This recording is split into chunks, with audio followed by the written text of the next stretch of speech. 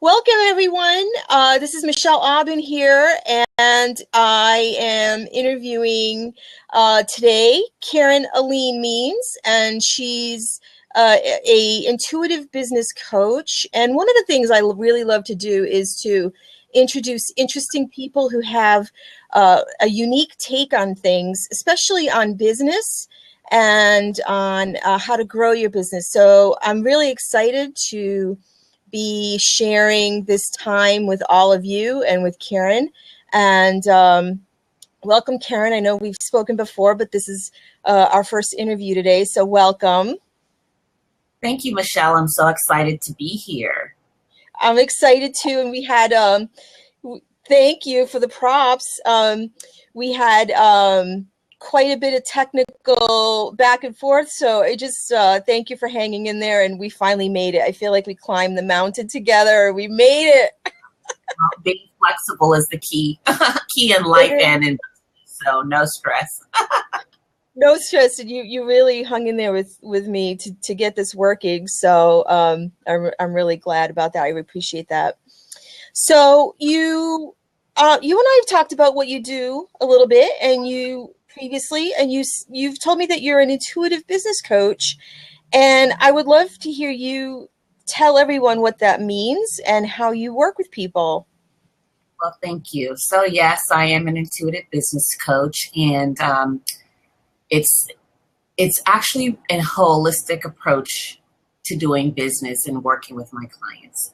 So as an intuitive, and I'm just going to put this out there and people can accept it or not, but it's all true. So I have different gifts. I believe we all have gifts in life. And some of my gifts is that I'm an energy healer, so which means, and I'm also an empath. So when I walk into a room and we all are projecting energy, I can feel people's vibrations.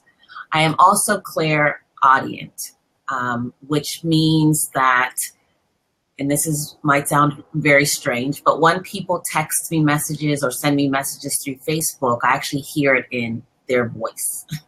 I'll share, for an example, a young lady connected with me and we were just talking back and forth, and I was like, oh, thank you for requesting my friend as a friend request, and we're just sending messages, and all of a sudden I said, you sound Romanian.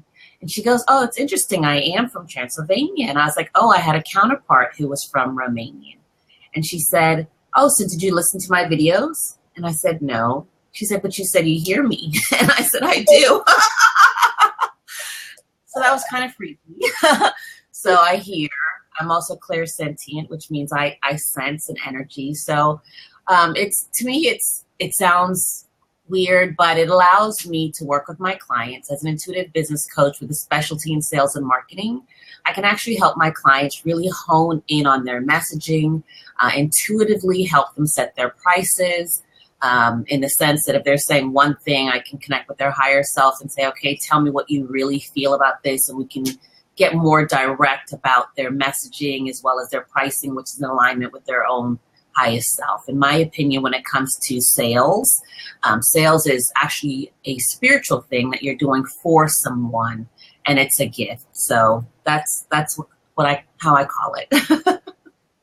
That's really powerful. So you work not only with like external techniques of sales and business, but you work with someone's higher self and help them get in alignment with that. So that leads me to believe that sometimes your clients are not always aware of the things their higher self is aware of.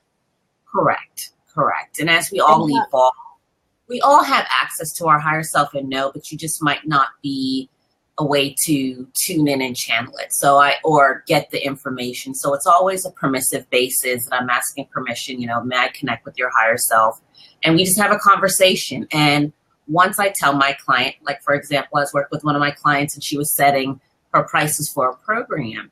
And when she verbally told me her prices, I said, that's way too low. And she's like, well, what do you think I should price it at? And I was like, well, may I connect to your higher self? And she said, yes. And I said, but you have the answers, because the answers are always inside of us. And I said, will you tell me what you think? And I said, on the count of 3, I'm going to connect with your higher self. And then you tell me on the higher self, what you should price it at. And the count of 3, and then we both typed it. And I asked her, I said, look what I typed and look what you're saying. And they were the same. So it was and she raised her prices. So it's always there. It's just a matter of being comfortable and being in tune to what's inside of you. So it's also almost like you're giving people permission that they're not giving themselves. correct. You're helping them. She knew the pricing. She had the same pricing that you came up with, but through the process of working with her, you helped her do something she wasn't going to allow herself to do on her own in terms of establishing that pricing. I agree with that, and I think with that, and I guess a part of my holistic practice and working with people is actually getting them to their core self. A lot of it is mindset, and a lot of people talk about mindset and uncovering your self-limiting beliefs and moving forward, but people don't know how to discover them. So I actually work with another coach, and we have a practice together where we work with people where we actually help you uncover those beliefs. And your belief systems can either be limiting or empowering, but it's the message that you put behind them. We also work together in helping you find out why you took that belief pattern on, and then release it so you can actually rewrite and create your future from your past and what you're learning. So it's actually on a deeper level. So it's like I really feel that this approach in helping people find their oneness, their true authentic voice, and being in alignment with what they're offering, that they actually can serve their clients from their heart, from that heart space. I mean, a lot of people say heart-centered sales, and it sounds like, jibber jabber, but it's actually when you take yourself and remove yourself from the equation and really focus on someone else, it's that alignment. And that's when the quote unquote sales occur, because it's that natural alignment of giving and receiving. There's a lot of powerful pieces you touched on. And that sounds like, in a way, you're healing the business part. I mean, we don't really have a word for that. If you have a toothache, you go to the dentist. You might go to the chiropractor for a back issue. But if you're a spiritually connected business person, we don't have a word for this idea of where do I go to heal the underlying cause of the problem I'm having in my business. So, and welcome to the new folks just showing up. We're doing an interview today about intuitive business. And just to get back to that we don't have a word for that, but that's really what you're doing, is healing these core beliefs that get in the way, A, of being successful, and B, of getting to help the people that you are here to help. Exactly. And it's actually starting from the core, the person first, healing that. And that is what interacts in your business as well as in your relationship. It always starts here.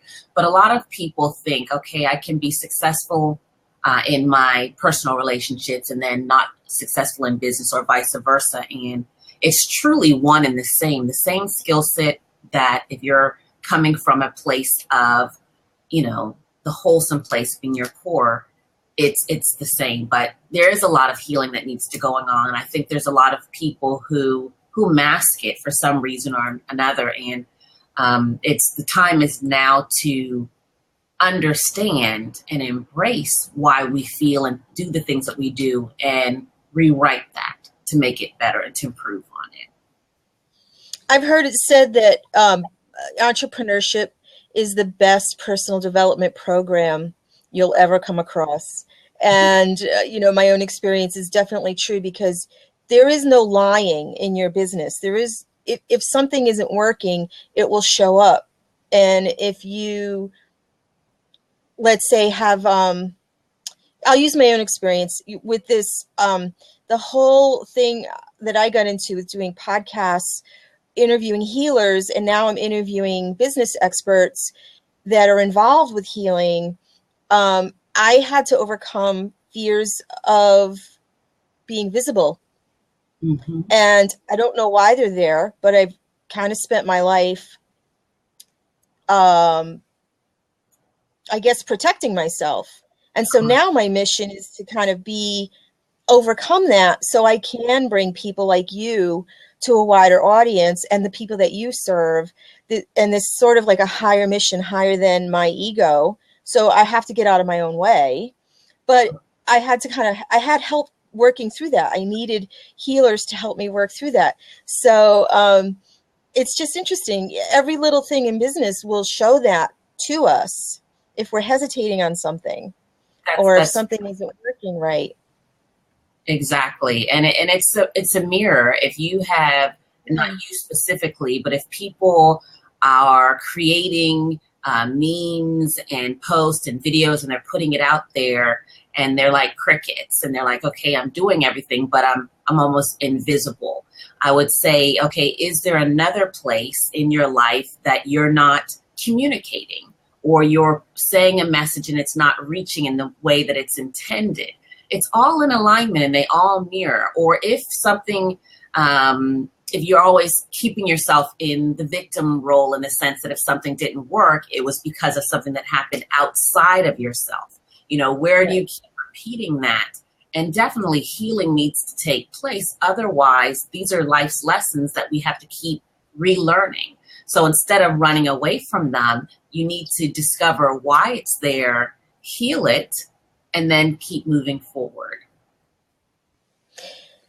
It's really amazing. So what kind of people do you work with and how do they find you? Because you clearly work with people that are open to this feedback that you give them, and they must be people that are drawn to having you connect with the higher parts of them and the energy stuff, right? Great word, but all of that. So, you know, who are these people? How do they get to you?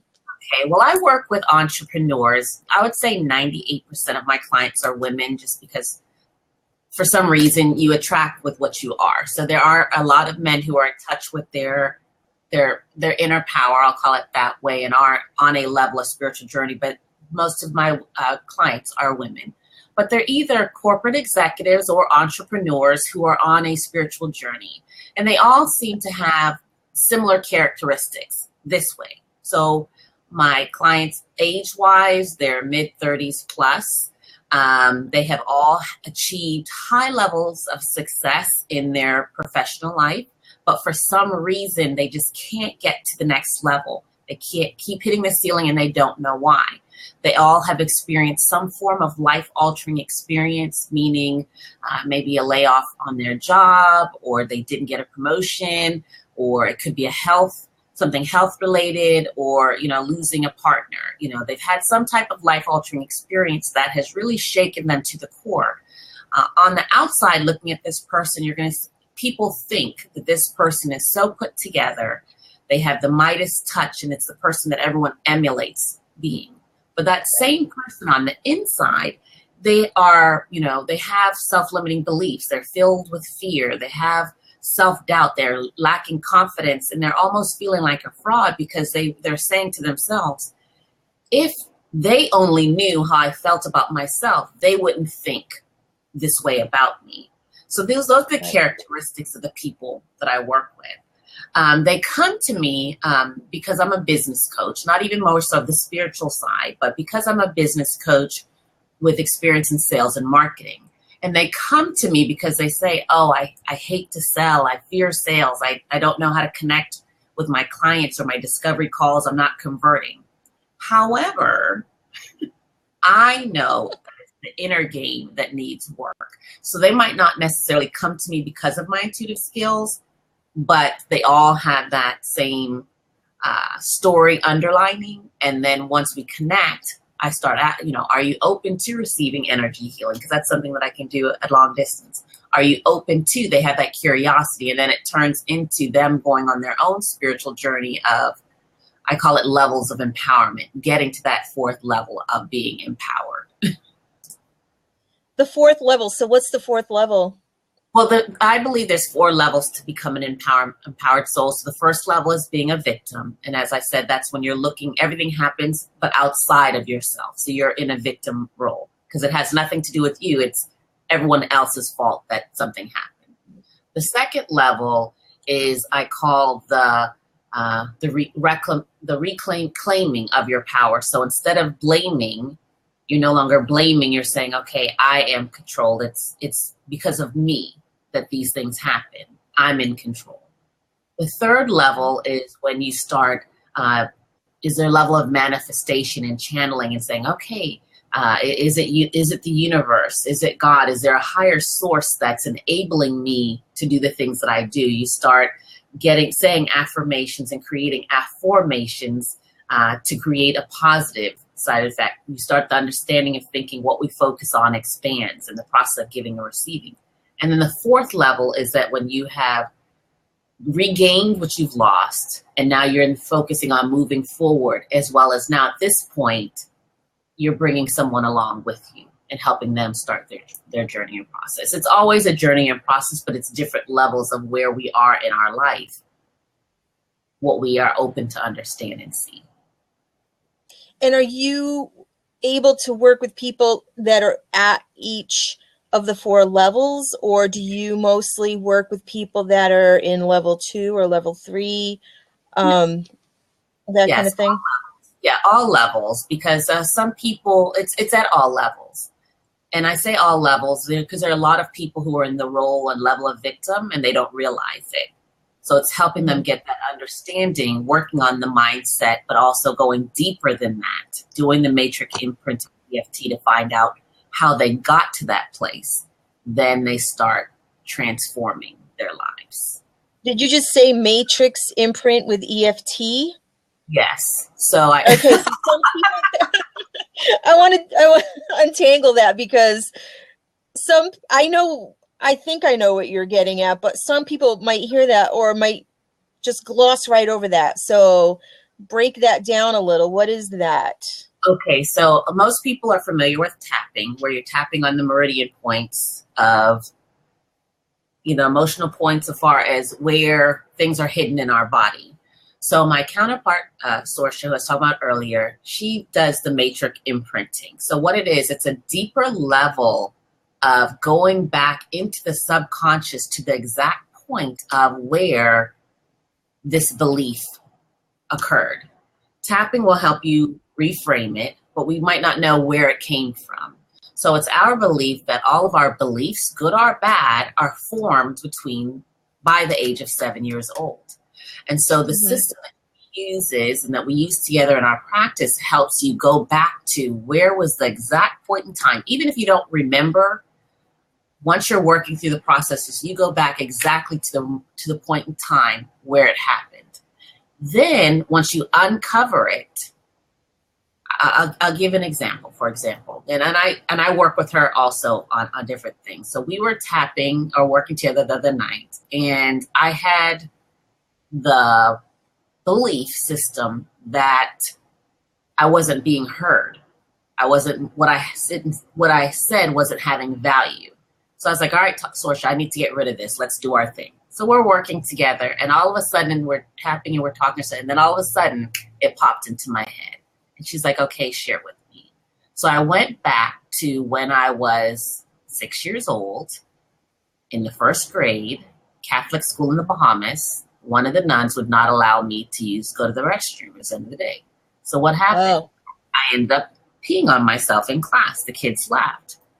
So I was able to go back to that point, talk to my child, Karen, hold her hand, talk to her, connect with her and say, you know what you have to say is important. It is, you do have value. You didn't do anything wrong. Re-imprint is no longer a problem. So it's deeper than just doing mindset work on the surface of, I am positive, I am enough, but actually imprinting, if it wasn't the case, to rewriting it to where it is your truth. And that's what you talk about when you say you reinstall a new, you didn't use that word reality, but I think you used the word belief. But this actually connects to my training with hypnosis. I'm a trained hypnotist, and oftentimes that's a technique that is used to go back to the source of an issue. I mean, yours is it's a trauma to that you described. But oftentimes when we're young, we form interpretations of the world that are from the point of view of a young person, and we don't always have all the knowledge about other people's intention or other people's judgments of us. And sometimes when we go back, it doesn't necessarily even have to be something like your story. It could be that let's say I go back to something that happened when I was young and I thought that I wasn't being heard, or I thought I was being judged. Mm-hmm. And you can go back and rewrite that story and have the understanding of an adult speak with the younger self and explain things. It's like we can explain things to ourselves and say, listen, this is what really happened, and I understand why you thought it was a judgment, or I understand why you thought it was this way, but I now have all this information about it, and we can let it go and we can move forward. So, I'm sure you're not in your head, you know what I'm getting at, right? That's it, exactly. That's exactly. Yeah. I mean, we all have these horrible things that have happened to us. Your story is like, it isn't right that anyone would deny you going to the bathroom, right? That's terrible. Right. And there are plenty of things that we just as young people make assumptions about life that are based on limited information too. Exactly. And that's great. I was not aware that you offered that. And it's a wonderful thing, because people need to understand, people need to understand why it's important to understand where our beliefs came from. Good or bad, limiting or empowering. But if you understand where they come from, it has more impact. And as you were saying, it's like rewiring the hard drive, rebooting, updating the computer software so it can work at the highest level of performance. And I'm so excited to have these skills and these gifts, I call them gifts, available in our practice, because when you combine the inner work with the outer game, it just makes the outer game and everything else work so much easier and smoother and make an impact in people's lives. So that's why, for me, being a holistic practitioner, combining the two is very important. There's no way around it. You have to, have baggage that we need to get rid of to keep moving forward. Now, what was your journey like? Like, did you, you have these gifts? Did you always understand them, or did you have a period of time? Oftentimes people have a period of time where they don't always understand their own gifts, and they go through a difficult period where they,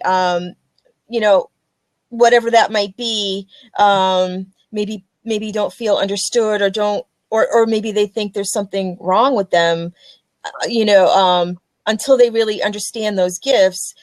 I'll just use an example, like oftentimes tinnitus, people think it's tinnitus, but when they come to understand that maybe they're clairaudient and they understand, that's just kind of one example. But did you always understand your gifts, or did you have to go through a period of working through that? No, I believe also we all have gifts as children, but society makes us forget them. And I think we don't lose them, but they lay dormant until we're ready to re-embrace them. So as far as I can remember, I have always been an empath. I've always been a feeler. I've always been take on other people's emotional energies and not understanding that was what an empath did. So that has been with me since I was a child. As you see here, I wear a heart and this is a heart hanging from it.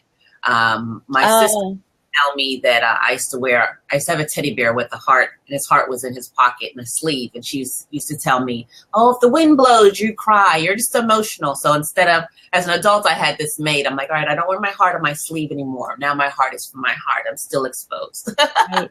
So that's always with me. My other gifts, I did not start realizing what they were probably in the last 2 years. And it's kind of in the same way how I started on this type of coaching. I've been an entrepreneur in my own business for the last 5 years. December 16th made 5 years in my business. But I've had some changes as far as what that looked like. But in 2013, I told my husband, I said, yes, I am the editor-in-chief and a publisher of a monthly women's magazine. You didn't know that. But I said, and what is it? Say the name of it. It was called Her Life magazine. I stopped publishing this year. Life? Her Life, yes. So 2 years ago, I told him, I said, Sean, I said, there's something else I'm supposed to be doing. And he said, aren't you busy enough? And I said, yes, I am. But there was that noise, that chatter that would not go away. I said, I'm supposed to be doing something else. That led into, in the summer, for me to say, okay, Sean, it's called Emergent Soul. Well, what is it? I don't know. I think maybe it's a holistic magazine, mind, body, and spirit. I don't know. Maybe it's another magazine. When my whole point is when you don't get quiet enough and spend the time to listen, you'll never figure it out. So in October of 2013, I went to a conference and I was like, oh my God, I know what Emergent Soul is. It's my new philosophy. Well, what is it? Emergent Soul is the premise. And this is the philosophy that I use in my coaching practice. But Emergent Soul is the philosophy that what connects all of us is some form of life-altering experience. So if I'm in a room with 200 people I never know, they don't know me, they don't know them, I can say that in this room, what's connecting all of us is some form of life-altering experience. And our experiences don't define who we are. A lot of people who stay in the victim mode, their experiences are defining them. Because it's my belief that we're not supposed to live with a scarcity mindset. We're not supposed to live in depression. We're not supposed to live in, the fear of competition or fear in general, because we are supposed to live with abundance, with peace, with love, with being in alignment and helping. So it's my belief that I had a son. If you on Facebook, you'll see I changed my cover photo last night. I had a son who passed away as an infant. He passed December 23rd, 1996. And it's my belief that my son, Kenneth, allowed me to have this divine download. So my whole thing, I went in March the following year, I had a conference. And it wasn't until the morning of the conference that I put 2 and 2 together. And that's when I started walking my journey. Because even the name, emergent, is the process of coming into being. And soul gives life to the body. So it's part of my healing process to heal. And as I heal myself and share my story with other people, I'm allowing them to see that life doesn't define you. You can come up. You can recover. So when my son passed away at almost 2 months old, 1 month later, my ex-husband walked and left me raising with a 2-year-old son to raise. I remarried and have 2 more beautiful children. At the age of 39, I had breast cancer. So as you're looking, yes, these are fake. I used to say my real ones tried to kill me, but I learned. But yes. Humor is good. My husband at the age of 50 lost his job in corporate America. That was a $250,000 income overnight. 3 years later, I was in corporate America, but I'd started my business. I lost my job. So if I were a person of not trying to start on the spiritual advancement, I would be, oh my God, all these things keep happening to me. Why are they happening to me? But it's things that, we have lessons to learn from these things. So that was part of the process.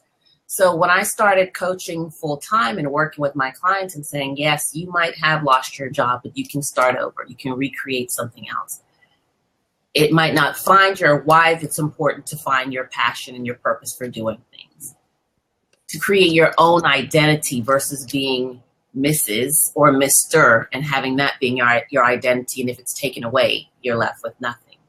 But really finding out who you are and loving yourself is key and important.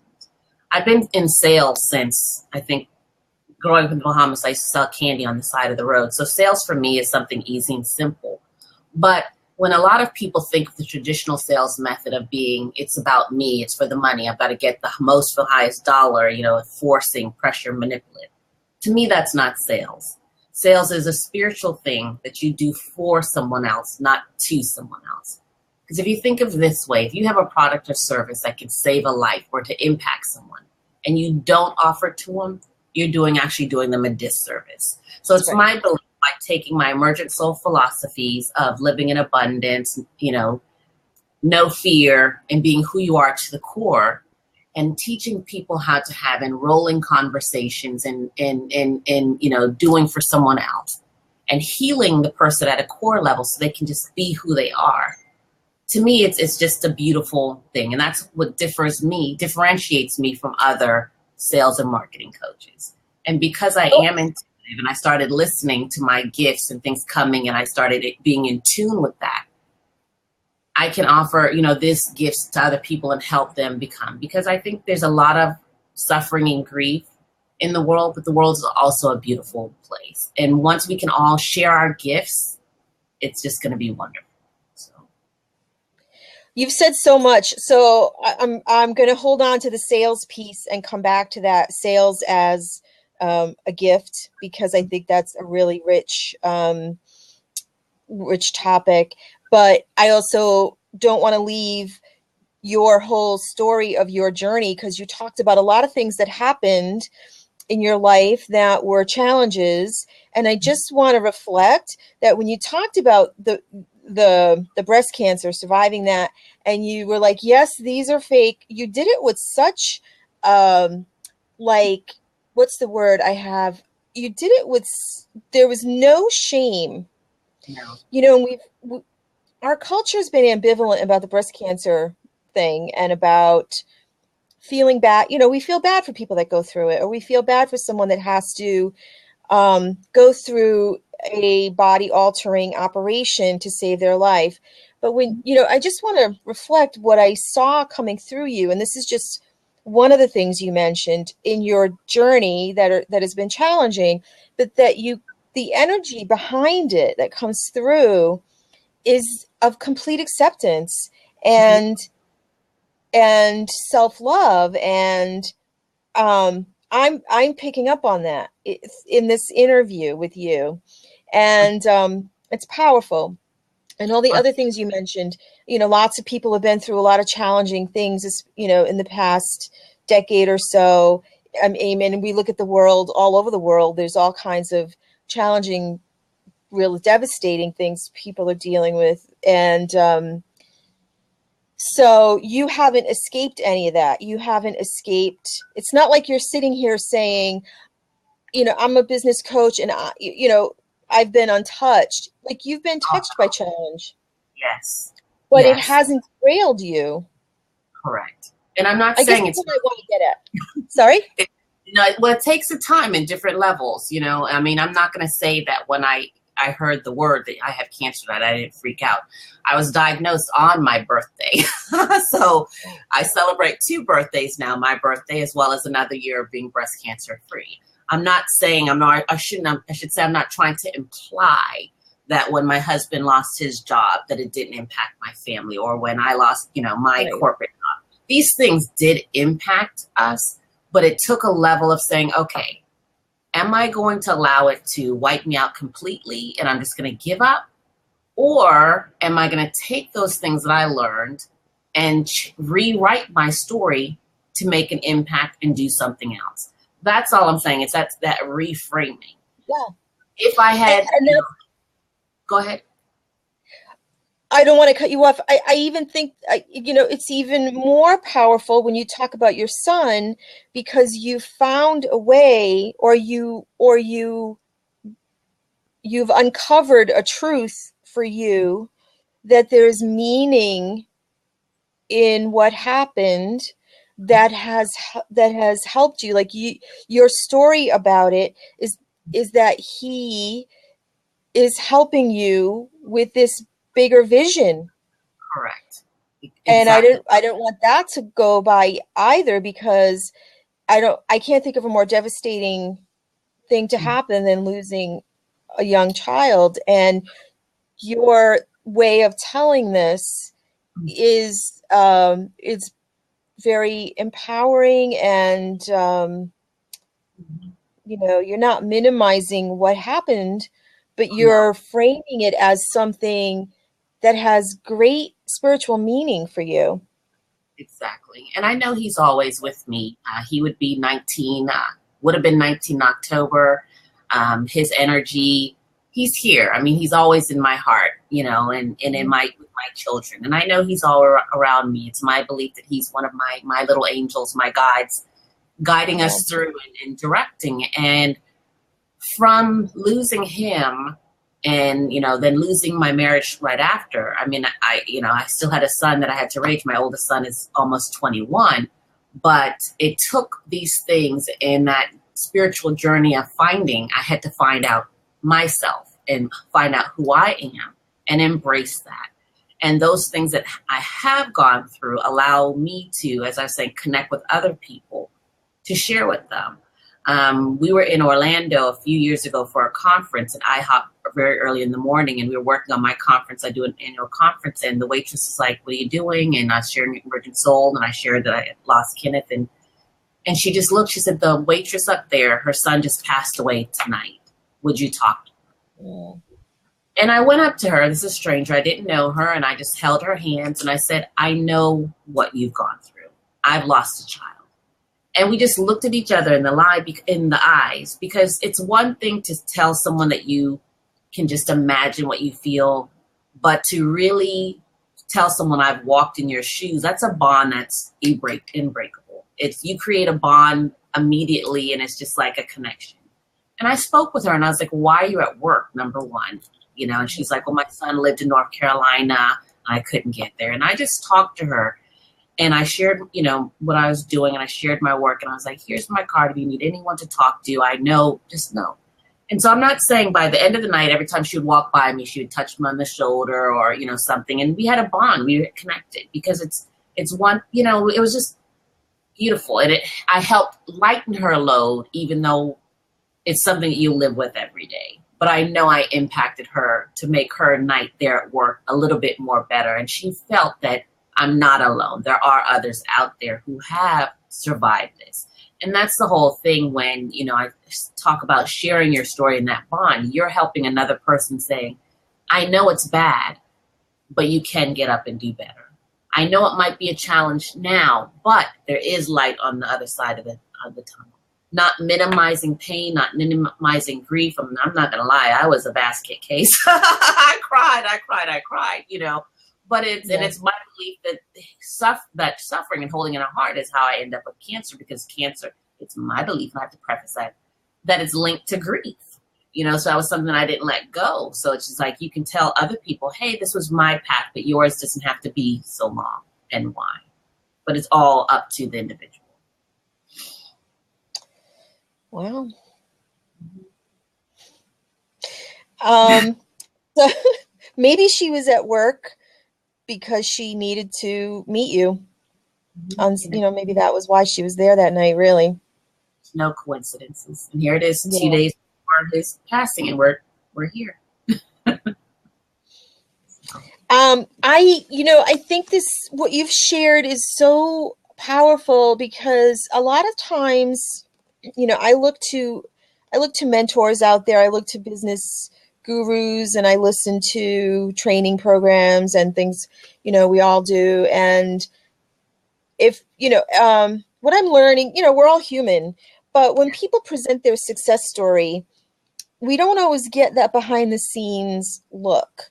And I just want to thank you for sharing so much today about your personal story, because I do think sometimes it's easy to look at the successful people and say, well, they haven't had to deal with these things, or they're never afraid, or they're never stuck. You know, they had something I didn't have, or, you know, they've had an easier time, or whatever we might tell ourselves. There's like this veneer of, you know, I don't know what it is, perfection or something. And I really like hearing from people that are successful and have had struggles, and they tell, you know, I don't need to know all the details, but to know that they're human and they have challenges, and it's not just all a piece of cake. Right. You know, life is hard. At different times it's harder. Sometimes it's easier. You know, sometimes we do, like, I like that you said I was a basket case. Mm-hmm. You know, okay, it's okay to be a basket case sometimes. And then when it's time, pick ourselves back up. I think it's important to portray the whole truth versus just where they're at. Yeah. Because it's misleading people, because the journey is, and it is a journey. It's not the destination, but it's the journey that matters, in my opinion. So thank you for allowing me to share with everyone today. This has been awesome. Powerful, very powerful sharing. So, I mean, we've been talking for a little bit, and we can kind of leave some of that personal stuff now and talk about, if we want to have this be like the final wrap up piece, but talk about sales as a gift, or sales as a spiritual practice, because this has been something that didn't occur to me until I started getting into business, is this idea that we help people.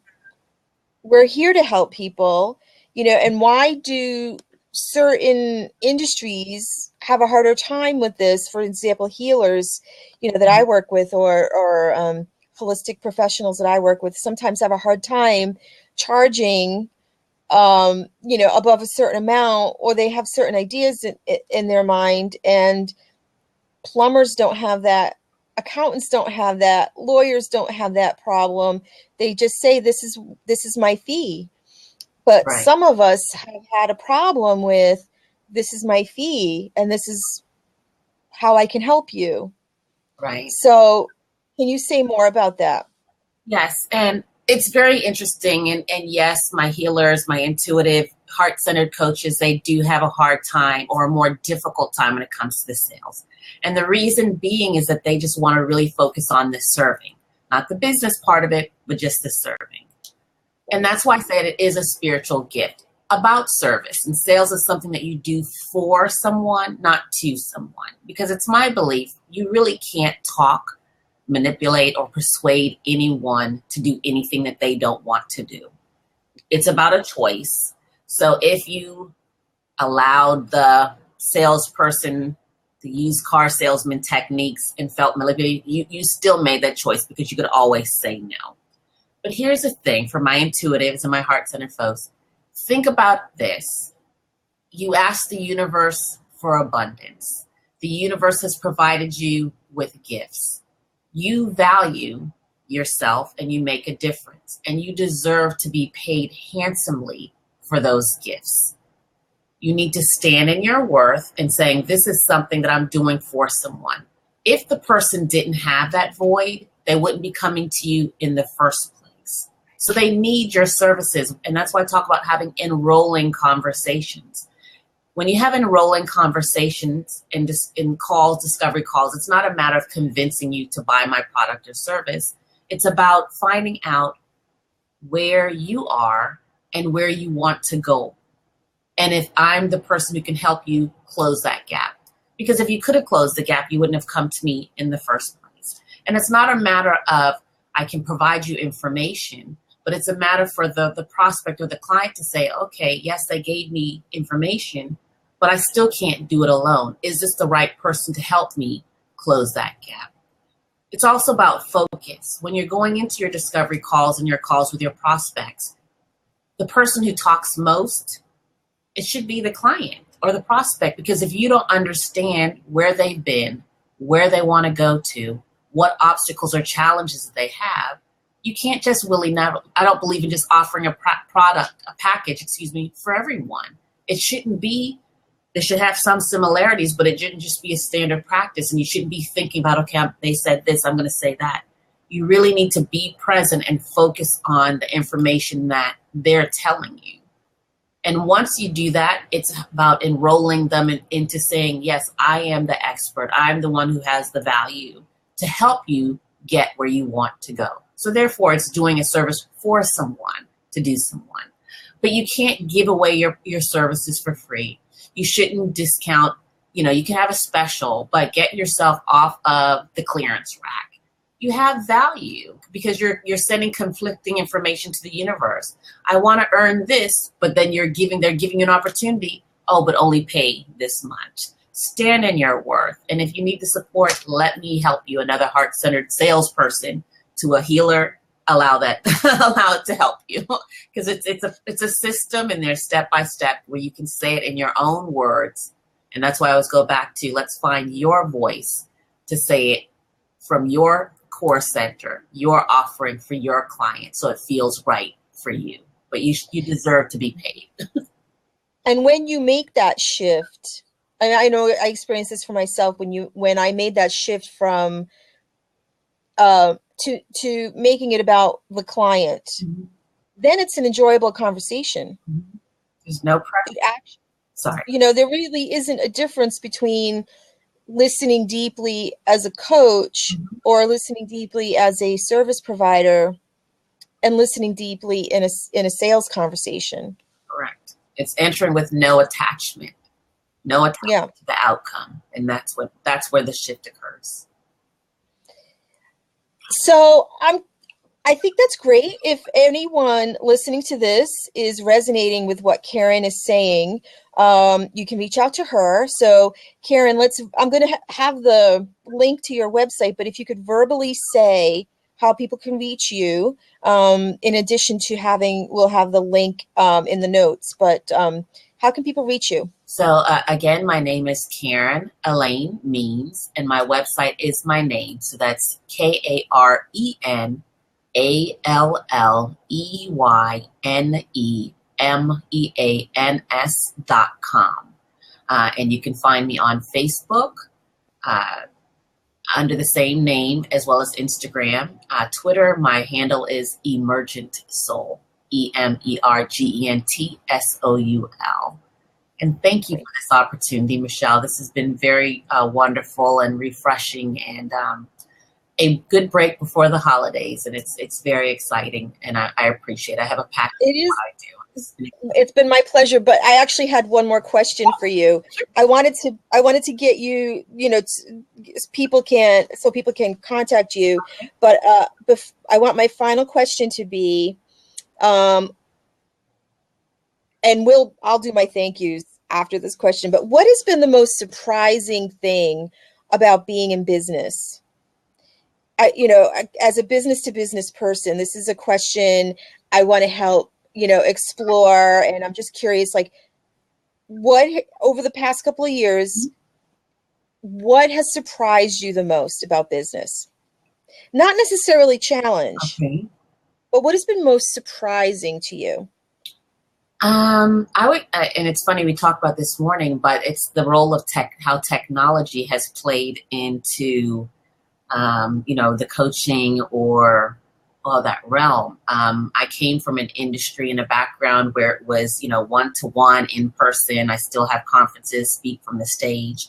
But it seems like within the last 2 years, social media has really made an impact on the way people do business. And it has not, sorry about that.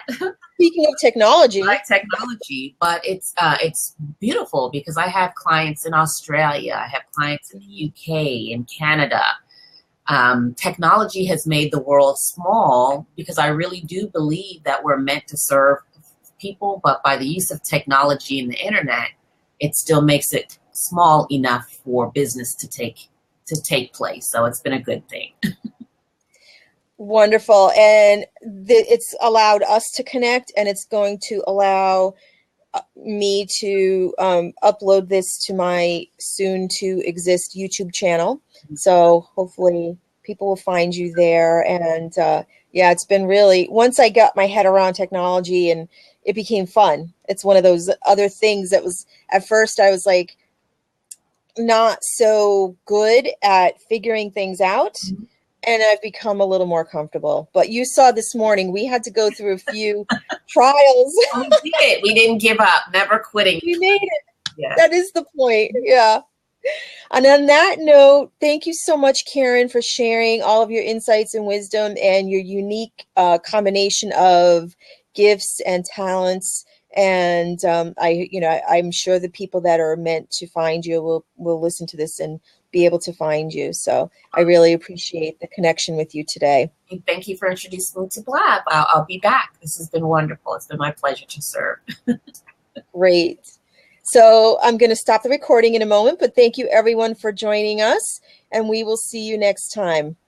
Bye-bye. Bye.